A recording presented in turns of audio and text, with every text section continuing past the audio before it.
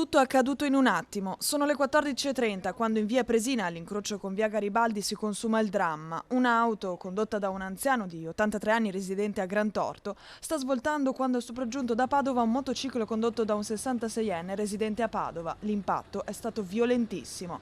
La moto prende fuoco e viene sbalzata a bordo strada con rottami che finiscono anche a metri di distanza. Immediati soccorsi. È tragica la scena che si presenta ai sanitari del 118 che tentano di rianimare il 66enne, ma alla fine sono costretti a dichiararne il decesso. I rilievi sono condotti dai carabinieri di Piazzola sul Brenta e Campo San Piero, con rallentamenti lungo la provinciale 94, arteria di collegamento tra il Padovano e il Vicentino, sempre molto trafficata. Solo 2 settimane fa, lungo la stessa provinciale, all'altezza del ponte di Carturo, un'altra vittima, un 31enne marocchino, Ayub Lasni, morto nell'auto condotta dall'amico, che era uscita di strada e finita contro il muretto di un'abitazione. Sposato, il 31enne ha lasciato 3 bambini piccoli.